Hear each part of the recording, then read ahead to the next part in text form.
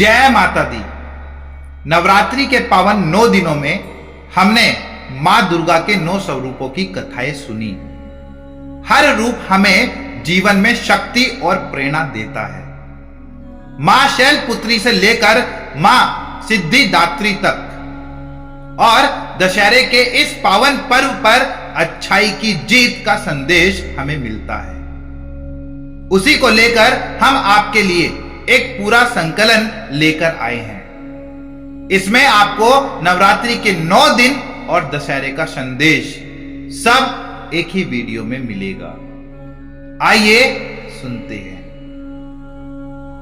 कभी आपने सोचा है, गीता, शिव पुराण, देवी देवताओं की कहानियां इतनी अलग लगती हैं, पर असल में सब एक ही सच्चाई को बताती हैं। अलग नाम, अलग रूप, पर मकसद सिर्फ एक है कि हमें अपने असली स्वयं से जोड़ना। कभी भगवान कृष्ण कर्मयोग सिखाते हैं, तो कभी मां दुर्गा हमें हिम्मत का पाठ पढ़ाती हैं। शिव ध्यान का मार्ग दिखाते हैं, तो राम मर्यादा की मिसाल रखते हैं। पर हर जगह सीख यही है कि भीतर की शक्ति को पहचानो, डर को छोड़ो और अपने धर्म पर डटे रहो। कहानियां अलग हैं ताकि हर इंसान अपनी भाषा, अपनी संस्कृति के हिसाब से सीख सके, लेकिन लक्ष्य एक ही, मन को साफ करना, जीवन को सार्थक बनाना और हर हाल में सच का साथ देना।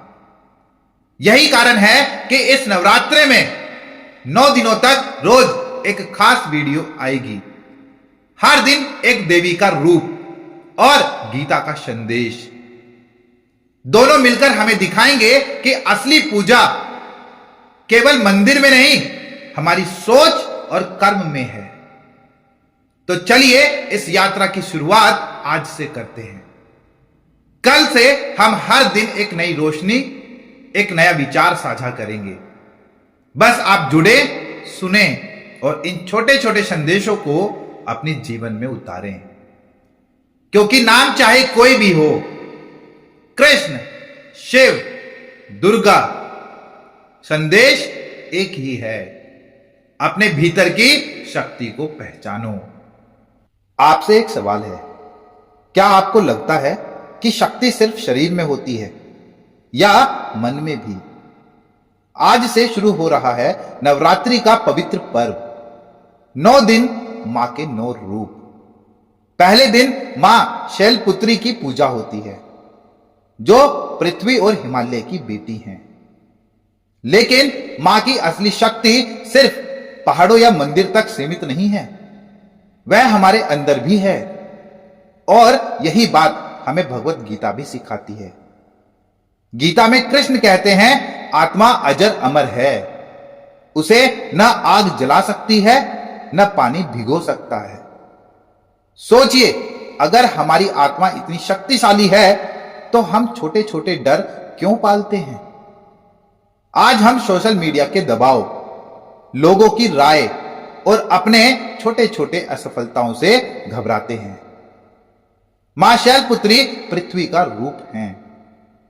उनकी जमीन जैसी मजबूती हमें याद दिलाती है कि अपने फैसलों पर टिके रहना ही असली शक्ति है।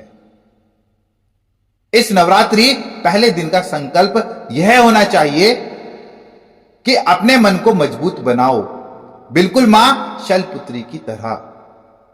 रोज 5 मिनट गीता का श्लोक पढ़ो या सुनो, चाहे पूरा समझ में न आए, धीरे धीरे अंदर की शक्ति खुद जाग उठेगी। जो भी काम करो, अपने धर्म यानी कर्तव्य को पहचानो, बस उसी पर ध्यान दो, बाकी सब कृष्ण पर छोड़ दो। नवरात्रि के पहले दिन मां से यही प्रार्थना करें कि मां मुझे मजबूत बनाइए, मेरे मन का डर मिटाइए और मेरे अंदर की असली शक्ति को जगाइए। याद रखो, मां शैलपुत्री सिर्फ देवताओं की ही नहीं, हम सभी की मां हैं। जब हम अपने अंदर की शक्ति पहचानते हैं तभी असली नवरात्रि होती है। अगर आप भी मां शैलपुत्री की शक्ति को महसूस करते हो तो कमेंट में लिखिए जय मां दुर्गा, जय श्री कृष्णा। वीडियो को लाइक करके अपने दोस्तों तक जरूर पहुंचाइए और चैनल को सब्सक्राइब करना मत भूलिए। नवरात्रि का दूसरा दिन मां ब्रह्मचारिणी को समर्पित है। क्या आपने कभी सोचा है कि असली शक्ति तपस्या में क्यों मानी जाती है? क्योंकि तपस्या सिर्फ जंगलों में बैठने का नाम नहीं, बल्कि भीतर की बेचैनी को जीतने का मार्ग है। आज मैं आपको मां ब्रह्मचारिणी की ऐसी कथा सुनाऊंगा जिसमें प्रेम, धैर्य और आत्म खोज का अद्भुत संगम है। हिमालय और मैना की गोद में जन्मी पार्वती बचपन से ही असाधारण थी। बर्फ जैसे निर्मल हृदय और आंखों में अद्भुत गहराई। खेल खेल में वे घंटों ध्यान में लीन हो जाती, कभी कभी इतनी देर कि मां मैना घबरा जाती कि पार्वती तुम इतनी देर तक क्या सोचती हो? पार्वती मुस्कुराकर कहती, मां लगता है जैसे कोई पुरानी यादें मुझे पुकार रही हैं। यही पुरानी यादें उनके पिछले जन्म सती रूप की याद थी। अंदर ही अंदर उन्हें एहसास था कि उनका हृदय शिव के लिए धड़कता है। एक दिन आश्रम में आए महर्षि नारद ने हिमालय और मैना से कहा कि आपकी पुत्री पार्वती शिव को ही पति के रूप में पाएंगी, लेकिन इसके लिए उन्हें कठोर तप करना होगा। मैना डर गई कि मेरी कोमल बच्ची इतनी कठिन तपस्या कैसे करेंगी, पर पार्वती की आंखों में अटूट निश्चय चमक उठा। पार्वती ने रोजमर्रा के सुख सुविधाएं छोड़ दी। पहले केवल फल फूल खाए, फिर पत्तों पर जीवित रही और अंत में सिर्फ वायु पर। दिन रात ओम नमः शिवाय, ओम नमः शिवाय का जप करती रही। मौन व्रत धारण किया। पर्वत की ठंडी हवाओं में भी बिल्कुल स्थिर बैठी रही। लोग आते और कहते, देवी यह असंभव है, और पार्वती केवल मुस्कुरा देती। उनकी आंखों में अटूट विश्वास था कि शिव उन्हें अवश्य स्वीकार करेंगे। एक दिन ध्यान में पार्वती को दिव्य प्रकाश दिखा। उस प्रकाश में एक बालक प्रकट हुआ। यह कोई और नहीं, उनके भविष्य के पुत्र कार्तिकेय का आभास था। उस बालक ने कहा कि मां, अपने धैर्य को मत तोड़ो। तुम्हारा हर श्वास एक मंत्र है, हर क्षण एक साधना।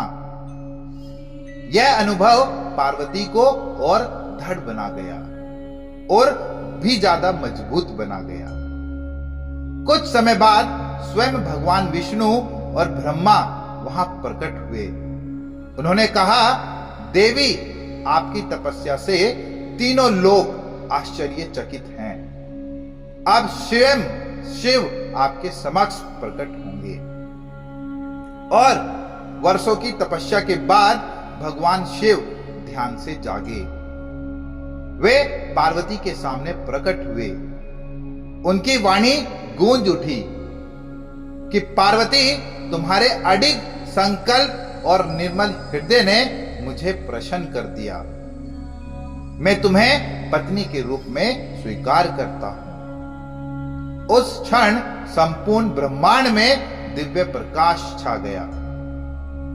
पार्वती ने न केवल शिव को पाया, बल्कि स्वयं को भी पहचान लिया। यही है मां ब्रह्मचारिणी की वास्तविक शक्ति। यह कथा हमें बताती है कि तपस्या का असली अर्थ केवल अन्न त्यागना नहीं, बल्कि मन की अशांति, क्रोध और अधीरता को जीतना। सच्चा प्रेम धैर्य मांगता है।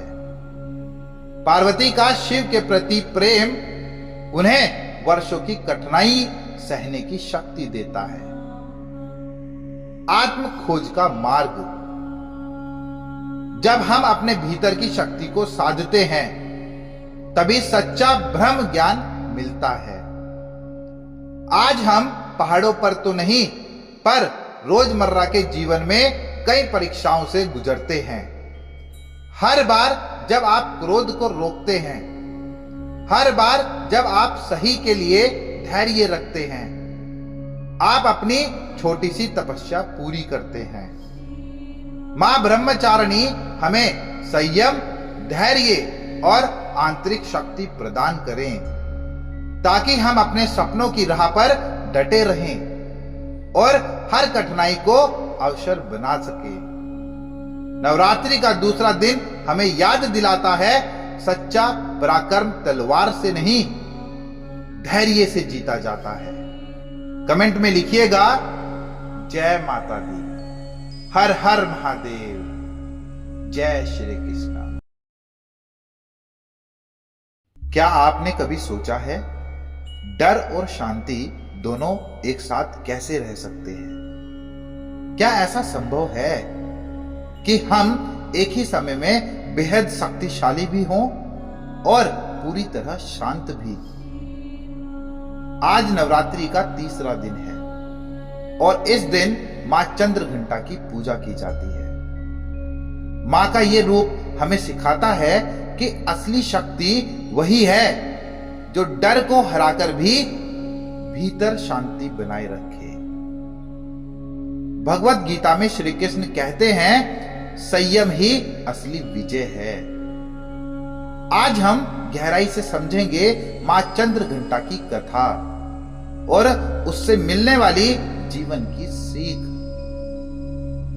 पुराणों के अनुसार मां दुर्गा का तीसरा रूप चंद्रघंटा कहलाता है।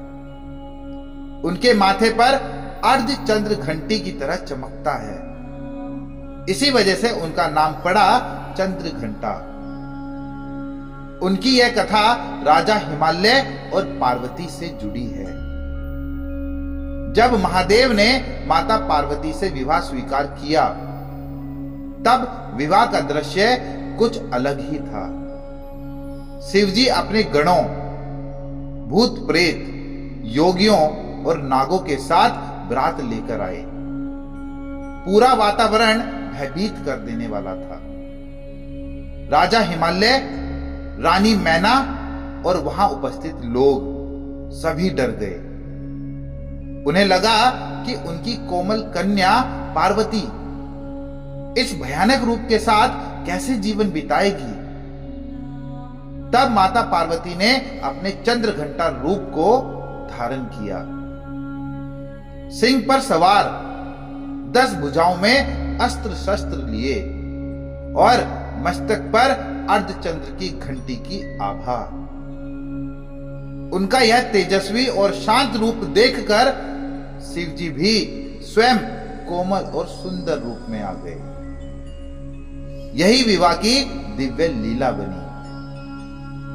इस घटना का गहरा संदेश है कि जब डर और असुरक्षा हमें घेर ले, तब अपनी भीतर की शक्ति और शांति को जगाना ही असली समाधान है। मां चंद्रघंटा हमें 2 अहम बातें सिखाती हैं। नंबर 1, निडरता और शांति साथ साथ चल सकती हैं। डर को जीतने का मतलब गुस्सा या हिंसा नहीं, बल्कि भीतर का संतुलन है। और नंबर 2, अपनी ऊर्जा को पहचानो।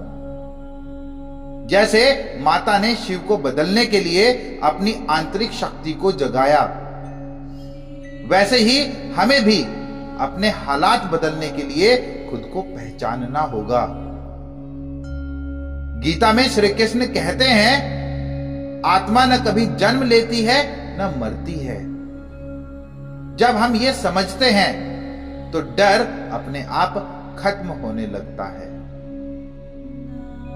तो हर सुबह कुछ मिनट आंखें बंद करके गहरी सांस लें। मां चंद्र घंटा का मंत्र ओम देवी चंद्र घंटाए नमः का जाप करें और दिन में जब भी डर महसूस हो तो खुद से कहें, मैं अपने भीतर की शक्ति को जानता हूं या जानती हूं। किसी भी मुश्किल का सामना शांत मन से करने की आदत डालें। मां चंद्र घंटा की कथा हमें बताती है कि असली वीर वही है जो शांति में जीता है। जब हम अपने डर पर काबू पाकर मन को संतुलित रखते हैं, तभी जीवन में सच्ची विजय मिलती है। आप आज से कौन सा डर छोड़ने वाले हैं? कमेंट में जरूर लिखें ताकि आपका अनुभव किसी और को हिम्मत दे सके। वीडियो पसंद आए तो सच का दर्पण को सब्सक्राइब करें और बेल आइकन दबाएं। इस कथा को अपने दोस्तों और परिवार के साथ जरूर शेयर करें ताकि मां चंद्र घंटा का आशीर्वाद सब तक पहुंचे। कमेंट में लिखिएगा जय माता दी, हर हर महादेव, जय श्री कृष्णा। क्या आपने कभी सोचा है कि एक छोटी सी मुस्कान से न केवल माहौल बल्कि पूरी सृष्टि भी बदल सकती है?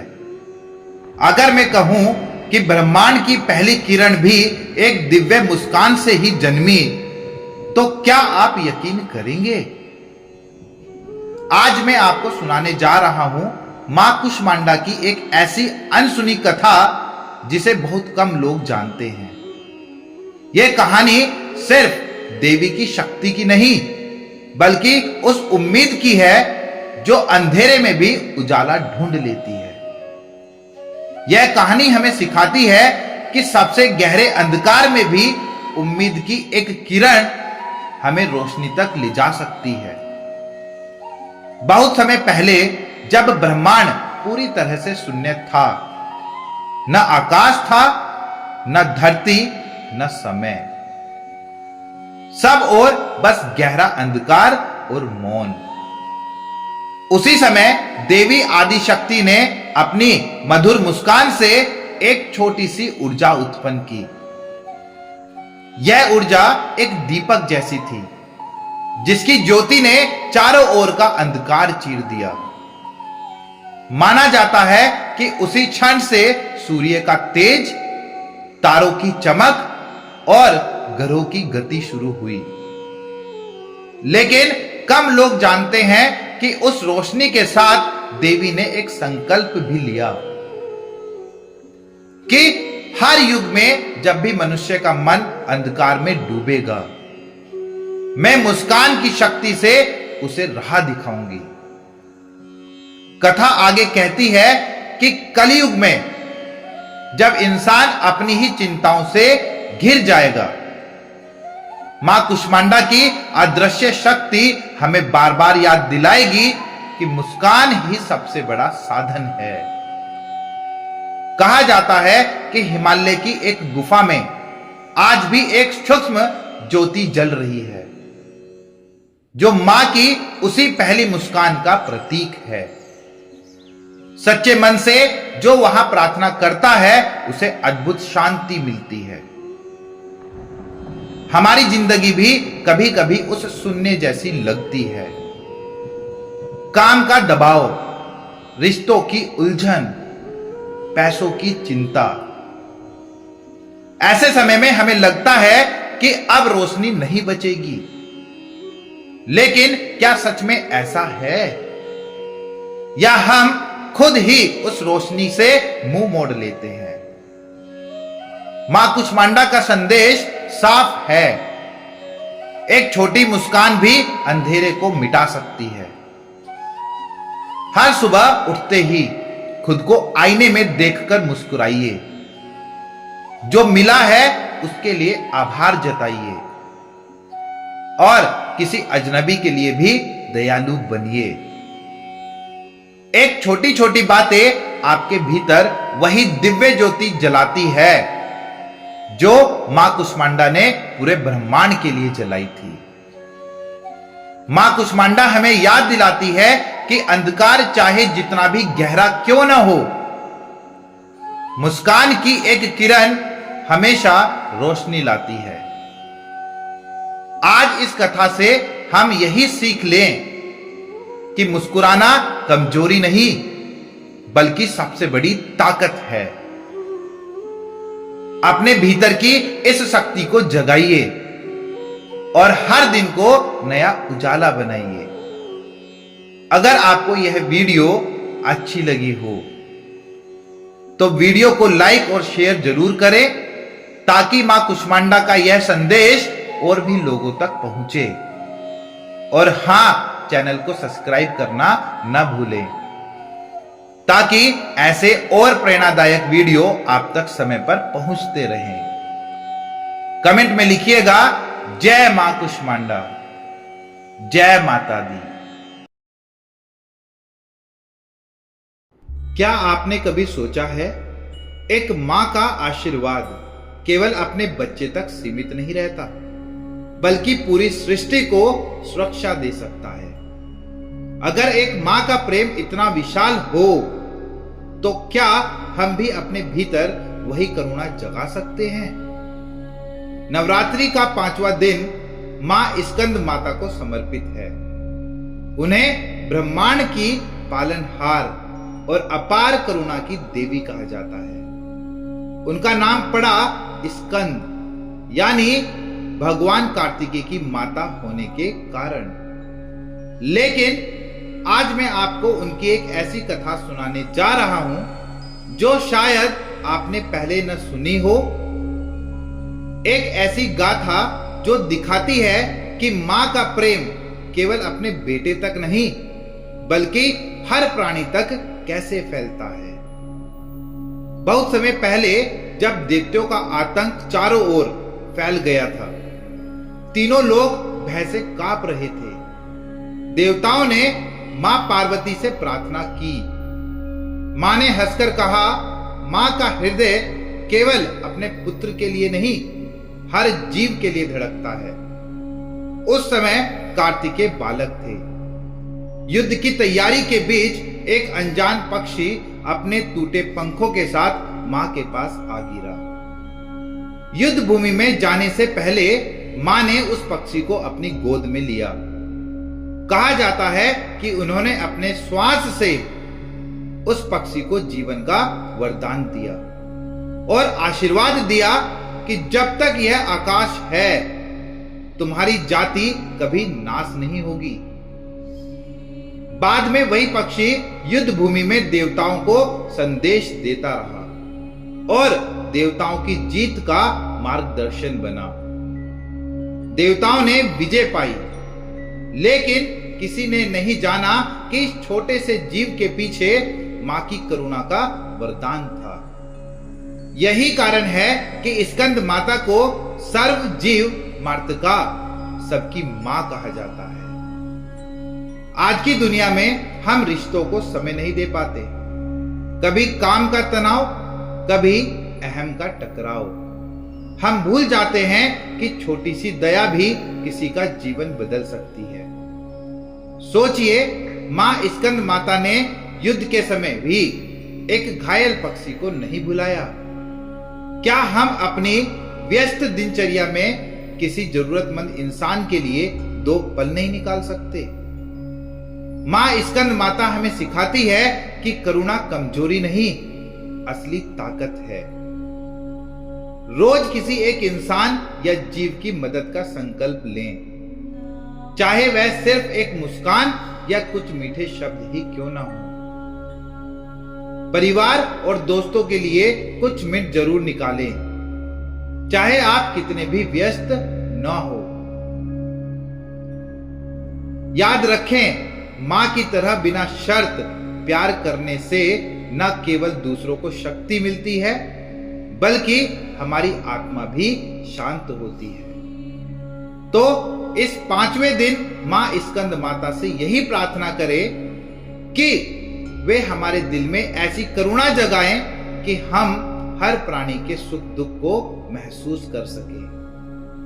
क्योंकि जब प्रेम सीमाओं से मुक्त होता है तब ही संसार में सच्चा उजाला आता है। कमेंट में लिखिएगा, जय मां स्कंद माता, हर हर महादेव, जय श्री कृष्णा। क्या आपने कभी सोचा है कि सबसे बड़ा युद्ध किसी और के खिलाफ नहीं बल्कि अपने डर और अन्याय के खिलाफ होता है? और क्या सच में एक स्त्री की शक्ति पूरे ब्रह्मांड को संतुलित कर सकती है? नवरात्रि का छठा दिन मां कात्यायनी को समर्पित है। निडरता, न्याय और करुणा का अद्भुत संगम।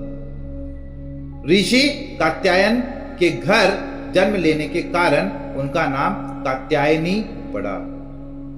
शेर पर सवार 4 भुजाओं वाली मां कात्यायनी को दैत्य महिषासुर का अंत करने वाली देवी के रूप में भी पूजा जाता है।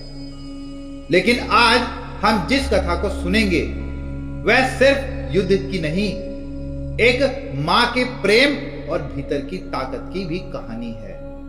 एक ऐसी कथा जो बहुत कम लोग जानते हैं। बहुत समय पहले महिषासुर का आतंक तीनों लोकों में फैल चुका था। देवता बार बार हार रहे थे और पृथ्वी पर अत्याचार बढ़ते जा रहे थे। देवताओं ने ब्रह्मा, विष्णु और महेश से मदद मांगी। तब तीनों ने अपनी शक्तियों से एक तेजोमय आभा उत्पन्न की। उसी दिव्य आभा से एक आदित्य रूप प्रकट हुआ, मां कात्यायनी। कहते हैं उसी समय ऋषि कात्यायन तपस्या कर रहे थे। उन्होंने मन ही मन प्रार्थना की कि हे देवी, आप मेरे आश्रम में जन्म लें ताकि मैं आपको अपनी पुत्री कह सकूं। देवी ने उनकी साधना स्वीकार की और ऋषि के घर जन्म लिया। मां कात्यायनी ने बचपन से ही असाधारण साहस दिखाया। कथा है कि एक बार पास के जंगल में एक विषैला नाग लोगों को डरा रहा था। लोगों में भय था, पर बालिका कात्यायनी ने मुस्कुराते हुए उस नाग को अपनी हथेली पर लिया और कहा, डर वहां पनपता है जहां विश्वास नहीं होता। नाग शांत हो गया और चुपचाप जंगल लौट गया। समय आया जब महिषासुर के साथ निर्णायक युद्ध होना था। देवी ने अपने शेर पर चढ़कर जब युद्ध भूमि में कदम रखा तो पूरा आकाश गरजा। कई दिनों तक महिषासुर रूप बदल बदल कर युद्ध करता रहा। भैंस, हाथी, शेर, यहां तक कि इंसान का भी रूप। लेकिन मां कात्यायनी के साहस और संकल्प के आगे उनकी हर चाल नाकाम रही। आखिरकार देवी ने त्रिशूल से उनका अंत किया। कहते हैं उस क्षण आकाश से पुष्पों की वर्षा हुई और तीनों लोकों में शांति लौटी। यह सिर्फ दैत्य वध की कहानी नहीं है। आज हमारे जीवन में भी महिषासुर मौजूद हैं। डर, असफलता, लोभ, अन्याय, आत्मसंदेह। हमारे मन के ये दैत्य हमें आगे बढ़ने से रोकते हैं। लेकिन याद रखिए, मां कात्यायनी ने हमें सिखाया कि साहस डर को मिटाने में नहीं, उसका सामना करने में है। जैसे उन्होंने महिषासुर के हर रूप को पहचान कर उसका अंत किया, वैसे ही हमें भी अपने भीतर के नकारात्मक रूपों को पहचानना होगा। मां कात्यायनी का संदेश है, अपनी शक्ति पर भरोसा रखो। रोज अपने डर का नाम लिखें और उसके सामने एक एक कदम बढ़ाएं।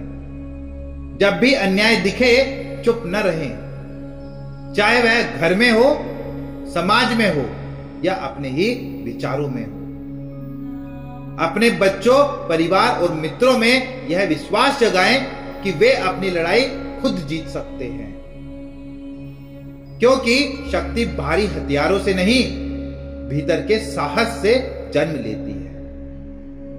तो इस छठे दिन मां कात्यायनी से यही प्रार्थना करें कि वे हमें एक ऐसा साहस दें कि हम अपने डर, संदेह और अन्याय का सामना कर सकें। याद रखिए, जब हम अपने भीतर की देवी को पहचानते हैं, तभी हम सचमुच आजाद होते हैं। कमेंट में लिखिएगा, जय मां कात्यायनी। हर हर महादेव, जय श्री कृष्णा। और चैनल को सब्सक्राइब करना मत भूलिएगा। कभी आप बिल्कुल अंधेरी रात में अकेले चले हैं? वो रात जिसमें कोई रोशनी नहीं, बस सन्नाटा। ऐसे समय में दिल की धड़कन तेज हो जाती है, क्योंकि हम नहीं जानते आगे क्या है। लेकिन सोचिए, अगर उस अंधेरे में भी हमें एक धीमी सी रोशनी दिखे तो कैसा लगेगा? आज हम बात करेंगे उस शक्ति की जो हमें सबसे गहरे अंधेरे में भी रोशनी देती है। वो है मां कालरात्रि। नवरात्रि का 7वां दिन मां कालरात्रि को समर्पित है। उनका नाम ही उनके रूप को दर्शाता है। काल यानी समय और मृत्यु, रात्रि यानी रात। उनका रूप गहरा नीला या काला है, बाल खुले हुए, गले में बिजली जैसी चमक और आंखों में ज्वाला। कई लोग इस रूप को देखकर डर जाते हैं, लेकिन उनका यह भयानक रूप डराने के लिए नहीं, बल्कि यह याद दिलाने के लिए है कि असली ताकत सिर्फ उजाले में नहीं, अंधेरे को अपनाने में है। कहते हैं कि जब राक्षसों का अत्याचार बढ़ गया, तब देवी ने अपना सबसे उग्र रूप धारण किया, मां कालरात्रि का। उनके केवल दर्शन से ही दानव कांप उठे और बुराई का अंत हुआ। कथा कहती है कि शक्तिशाली दैत्य शुंभ निशुंभ ने देवताओं को स्वर्ग से निकाल दिया था। धरती पर अन्याय बढ़ता गया। देवताओं ने भी प्रार्थना की और देवी दुर्गा ने मां कालरात्रि का भयंकर रूप लिया। उनकी एक हुंकार से आकाश कांप उठा। उनकी सांसों से आग की लपटें निकली। उनके कदमों से धरती हिल गई। कहते हैं, जिस क्षण मां कालरात्रि ने रणभूमि में प्रवेश किया, सारे राक्षस भागने लगे।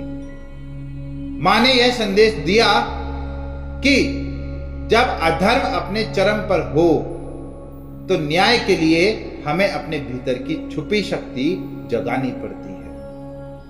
यह केवल पौराणिक कहानी नहीं, बल्कि हमारी जिंदगी की सच्चाई है। अगर हम गहराई से देखें तो हमारी रोजमर्रा की जिंदगी में भी अंधेरा है।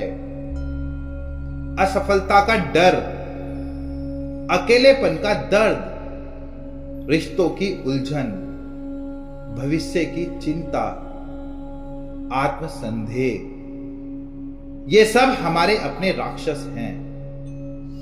हम इन्हें छुपाने की कोशिश करते हैं, भागते हैं, पर ये और बड़े हो जाते हैं। याद रखिए, भागने से अंधेरा खत्म नहीं होता, लेकिन सामना करने से अंधेरा रोशनी में बदल जाता है। मां कालरात्रि का भयानक रूप हमें यही सिखाता है कि डर को दबाना नहीं, उससे आंखें मिलाकर खड़ा होना ही असली जीत है। तो हम अपने जीवन के इन अंधेरों का सामना कैसे करें? पहला कदम है पहचान। हर रात सोने से पहले अपने मन का सबसे बड़ा डर लिखिए, उसको पहचानिए। उसे पहचानने से ही वो डर आधा छोटा हो जाता है। दूसरा कदम है संवाद। डर से भागे नहीं, उससे बात करें। खुद से कहें, तू मेरा शिक्षक है, दुश्मन नहीं। तीसरा कदम है छोटा सा एक्शन। जिस काम से सबसे ज्यादा घबराहट होती है, उसी में छोटा सा कदम बढ़ाइए, छोटा सा एक्शन लीजिए। चौथा कदम है भरोसा।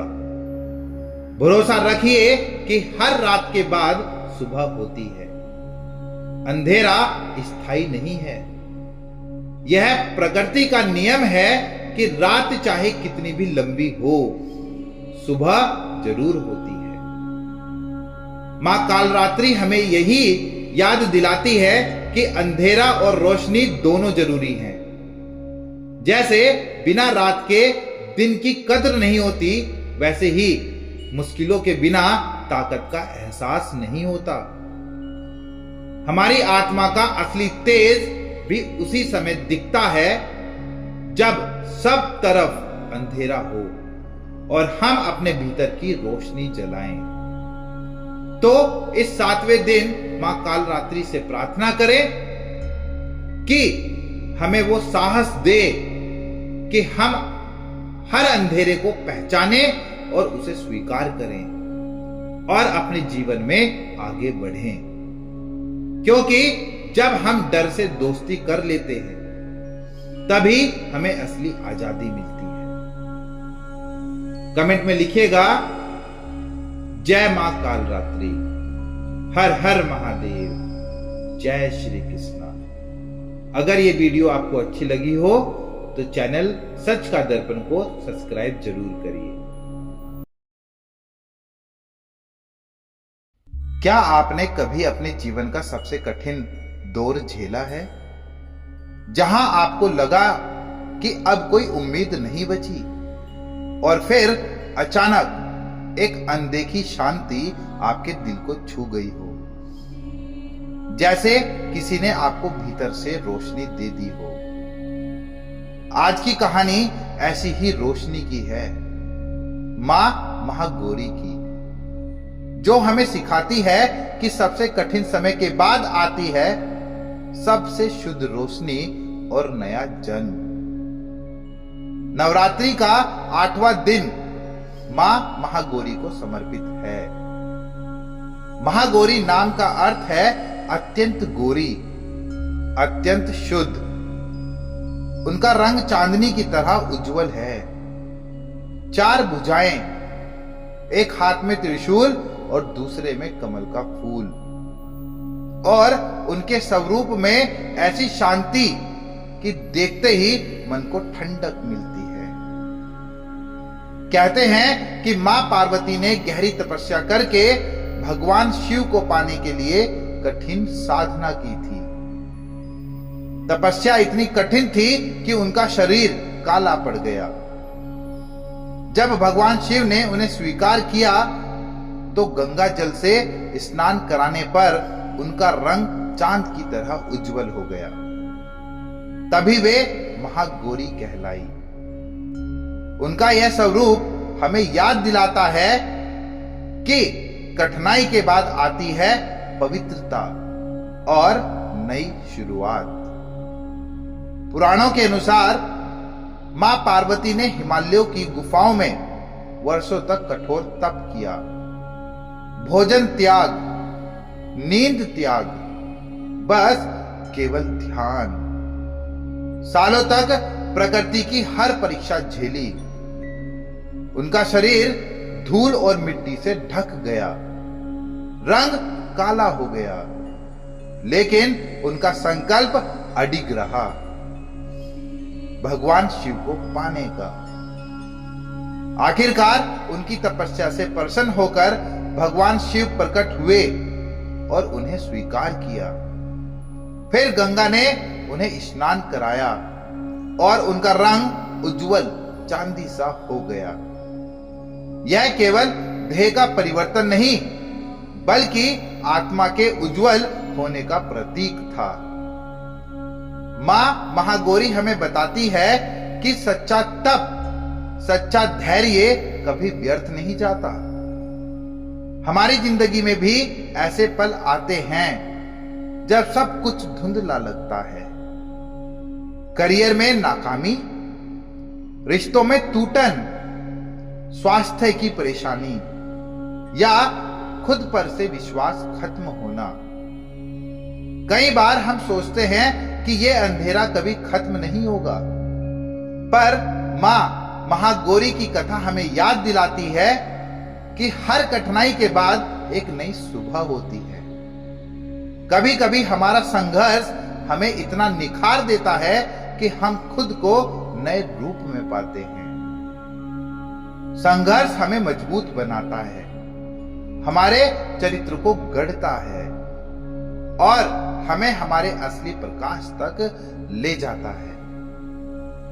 तो हम अपने जीवन में इस सीख को कैसे अपनाएं? तो पहला कदम है धैर्य। जब हालात कठिन हो, खुद से कहें, यह समय मुझे और मजबूत बना रहा है। दूसरा कदम है आत्मशुद्धि का। हर दिन 5 मिनट अपनी सांसों पर ध्यान दो। यह मन को शांत करता है और नई सोच लाता है। तीसरा कदम है छोटा प्रयास। जिस दिशा में आप बदलाव चाहते हैं, उसमें रोज छोटा कदम बढ़ाएं, भले ही परिणाम न दिखे। याद रखें, हर छोटा प्रयास नई रोशनी के लिए रास्ता बनाता है। और चौथा कदम है विश्वास। जैसे मां पार्वती ने वर्षों तक तप किया, वैसे ही हमें विश्वास रखना चाहिए कि हमारी मेहनत और नेक इरादे का फल जरूर मिलेगा। मां महागौरी का उज्जवल रूप हमें बताता है कि शुद्धता का मतलब सिर्फ बाहरी नहीं, बल्कि दिल और विचारों की पवित्रता है। जब हम ईमानदार रहते हैं, तो समय चाहे कितना भी कठिन हो, हमारी आत्मा की रोशनी कभी कम नहीं होती। तो इस 8वें दिन मां महागौरी से प्रार्थना करें, हमें वह धैर्य दे जिससे हम हर संघर्ष को स्वीकार कर सके। हमें वो पवित्रता दे जिससे हमारे विचार और कर्म हमेशा उज्जवल रहें। और हमें यह ताकत दे कि हम कभी भी उम्मीद ना छोड़ें, क्योंकि हर तपस्या के बाद एक उजली सुबह जरूर आती है। कमेंट में लिखिएगा, जय मां महागौरी, हर हर महादेव, जय श्री कृष्ण। और अगर आपको ये वीडियो अच्छी लगी हो तो सच का दर्पण चैनल को सब्सक्राइब करिएगा। आपने कभी सोचा है, हम सब अपने जीवन में बहुत कुछ चाहते हैं, ज्ञान, शक्ति, शांति और सफलता। लेकिन अक्सर हमें लगता है कि हमारे पास सब कुछ अधूरा है, जैसे कुछ कमी रह गई हो। अगर कोई ऐसी शक्ति जो हमें पूर्ण बना दे, जो हमें वो सब दे जो इंसान को चाहिए, ज्ञान भी, भक्ति भी और शक्ति भी, तो सोचिए हमारी जिंदगी कितनी बदल सकती है। नवरात्रि के 9वें और आखिरी दिन हम उस ही शक्ति की पूजा करते हैं, मां सिद्धिदात्री की। मां सिद्धिदात्री नव दुर्गा का नवा रूप। सिद्धि यानी दिव्य शक्तियां और दात्री यानी दान करने वाली। शास्त्रों में लिखा है कि मां सिद्धिदात्री अपने भक्तों को 8 प्रमुख सिद्धियां देती हैं। कहा जाता है कि भगवान शिव ने भी इन्हीं से सिद्धियां पाई और अर्धनारीश्वर का रूप धारण किया। मां कमल के आसन पर विराजती हैं, 4 भुजाओं में चक्र, शंख, गदा और कमल धारण किए हुए। उनका रूप शांत, सौम्य और पूर्ण है। उनकी उपासना से भक्त को न केवल शांति मिलती है, शक्ति मिलती है, बल्कि जीवन की हर अधूरी कमी पूरी हो जाती है। कथा कहती है, जब सृष्टि की रचना पूरी नहीं हो पा रही थी, तब ब्रह्मा जी ने देवी की आराधना की। मां सिद्धिदात्री प्रकट हुई और उन्होंने ब्रह्मा जी को सिद्धियां प्रदान की। इन्हीं सिद्धियों के सहारे ब्रह्मा जी ने ब्रह्मांड की रचना पूरी की। यह भी कहा जाता है कि भगवान शिव ने मां सिद्धिदात्री की आराधना की थी। उनकी कृपा से ही शिव को सभी सिद्धियां प्राप्त हुई और उन्होंने अर्धनारीश्वर का रूप धारण किया। यानी अगर आज हम जो कुछ देख रहे हैं, ये जगत, ये जीवन, ये अस्तित्व, उसके पीछे भी मां सिद्धिदात्री की अनंत शक्ति काम करती है। उनकी कथा हमें बताती है कि जब हम अधूरे हों तो ईश्वर ही हमें पूर्ण बनाता है। जरा सोचिए, हमारी जिंदगी भी तो अधूरी लगती है। किसी के पास पैसा है लेकिन सुकून नहीं, किसी के पास परिवार है लेकिन सेहत नहीं, किसी के पास ज्ञान है लेकिन आत्मविश्वास नहीं। हर किसी के जीवन में कोई ना कोई कमी है। यह अधूरापन ही हमें बेचैन रखता है। हम दूसरों से तुलना करते हैं, दुखी होते हैं और सोचते हैं काश मेरे पास भी सब कुछ होता। मां सिद्धिदात्री हमें यही संदेश देती है कि पूर्णता बाहर नहीं, हमारे भीतर है। सिद्धियां सिर्फ चमत्कारी शक्तियां नहीं हैं, बल्कि जीवन की वो अवस्थाएं हैं जो हमें संतुलित करती है। जब हम डर से मुक्त हो जाते हैं, वो अणिमा है। जब हम छोटे मन से बड़े हो जाते हैं, वो महिमा है। जब हम अपने भीतर की शक्ति पहचान लेते हैं, वही गरिमा है। यानी ये सारी सिद्धियां आज भी हमारे जीवन का हिस्सा हो सकती हैं, अगर हम अपने भीतर की देवी को जगाएं। तो सवाल है, हम अपनी अधूरी जिंदगी को पूरा कैसे करें? पहला कदम है संतोष। जो है उसे स्वीकार करें। यही हमें पूर्णता की नींव देता है। दूसरा कदम है आत्म खोज। रोज 5 मिनट ध्यान में बैठे और खुद से पूछें कि मैं वास्तव में क्या चाहता हूं। तीसरा कदम कृतज्ञता। हर दिन 3 बातें लिखें जिनके लिए आप आभारी हैं। याद रखिए, आभार की भावना से जीवन में कमी कम और समृद्धि ज्यादा दिखती है। चौथा कदम है योगदान। जब आप दूसरों को कुछ देते हैं, मुस्कान, सहयोग, ज्ञान, तो आपकी अपने अधूरापन कम होता है। यही मां सिद्धिदात्री का संदेश है। पूर्णता बांटने से आती है, पाने से नहीं। मां सिद्धिदात्री का स्वरूप हमें यह सिखाता है कि असली शक्ति जादू टोने की नहीं, बल्कि आत्मसिद्धि की है। जब हम अपने मन, विचार और कर्म को संतुलित कर लेते हैं, तो हमें वही सिद्धियां मिल जाती हैं जिन्हें देवता भी पाना चाहते थे। पूर्णता का अर्थ सब कुछ होना नहीं है, बल्कि जो है उसमें संतोष और समर्पण होना ही असली सिद्धि है।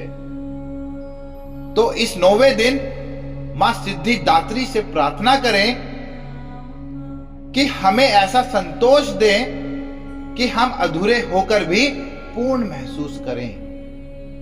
हमें ऐसा ज्ञान दें कि हम अज्ञानता से बाहर आएं, और हमें वो शक्ति दें जिससे हम खुद को और दूसरों को समृद्ध बना सके।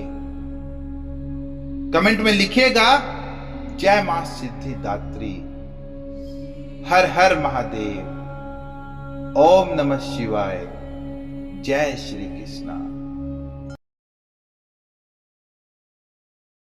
हर साल हम दशहरे पर रावण को जलाते हैं, लेकिन क्या कभी सोचा है वो रावण सच में मरता है या हर साल फिर से खड़ा हो जाता है? और अगर रावण सिर्फ एक पुतला था तो हम इतने सालों से उसे जला क्यों रहे हैं? असल रावण कौन है, बाहर का या हमारे अंदर का? राम और रावण की लड़ाई सिर्फ इतिहास की कहानी नहीं है, यह हमारी जीवन की सबसे गहरी सच्चाई है। राम वो शक्ति हैं जो हमें सही रास्ता दिखाती हैं, और रावण वो कमजोरियां हैं जो हमें अंदर से तोड़ देती है। रावण के 10 सिर कोई फंटेसी नहीं, बल्कि हमारी 10 कमजोरियों का प्रतीक है। और जब तक ये सिर हमारे भीतर जिंदा हैं, तब तक हमारी असली विजयदशमी अधूरी है। तो चलिए जानते हैं रावण के ये 10 सिर आखिर किसका प्रतीक है। पहला है अहंकार, ईगो, मैं सबसे बड़ा हूं। यही सोच रिश्ते तोड़ देती है।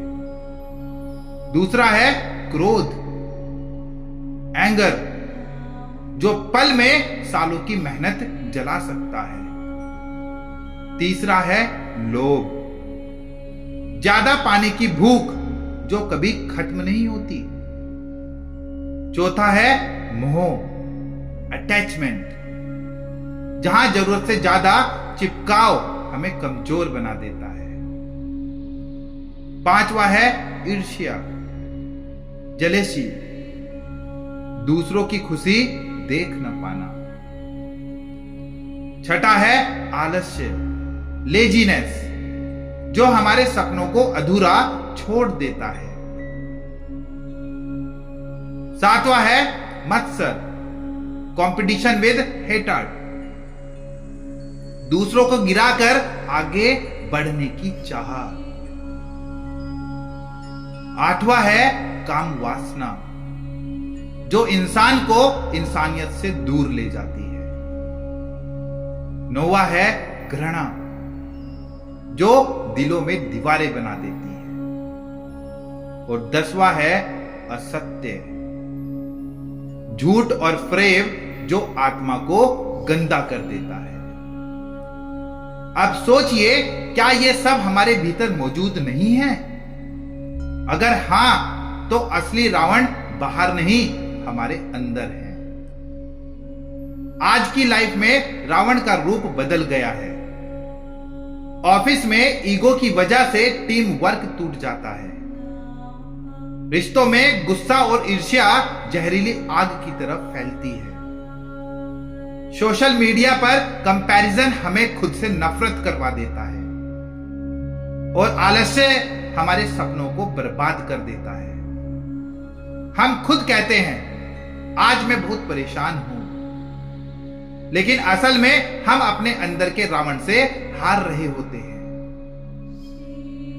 तो सवाल है, अपने अंदर के रावण को कैसे जलाएं? तो सबसे पहले है कि पहचानो। सबसे पहले यह स्वीकार करो कि तुम्हारे अंदर कौन सा सिर सबसे ज्यादा ताकतवर है, ईगो, एंगर या लेजीनेस। दूसरा है एक्शन लो। ईगो को हराने का तरीका है विनम्रता, गुस्से को हराने का तरीका है शांत रहना और पॉज लेना। आलस्य को हराने का तरीका है छोटे छोटे गोल्स पूरे करना। ईर्ष्या को हराने का तरीका है दूसरों की सफलता सेलिब्रेट करना। और तीसरा है इनर फायर। जब भी ये बुराइयां सामने आए, खुद को याद दिलाओ कि मुझे अपना रावण जलाना है। ये इनर फायर ही हमारी असली दशहरा है।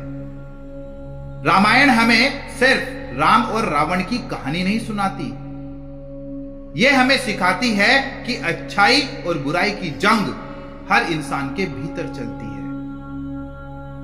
राम बाहर के नहीं, हमारे दिल के राम हैं। और रावण कोई बाहर का राक्षस नहीं, वो हर बार जागता है जब हम अहंकार, क्रोध या ईर्ष्या में हार जाते हैं। लेकिन याद रखो, रावण कितना भी बड़ा क्यों ना हो, राम की एक तीर ही उसे गिरा देती है। वैसे ही तुम्हारी एक सच्ची कोशिश तुम्हारे भीतर के रावण को जला सकती है। तो इस दशहरे पर सिर्फ पुतला मत जलाइए, अपने भीतर के रावण को पहचानिए, उसे आग लगाइए। क्योंकि जब आप अपने अंदर जीत जाते हैं तो दुनिया में कोई आपको हरा नहीं सकता। कमेंट में बताइए, आप अपने अंदर के किस रावण को सबसे पहले जलाना चाहते हैं।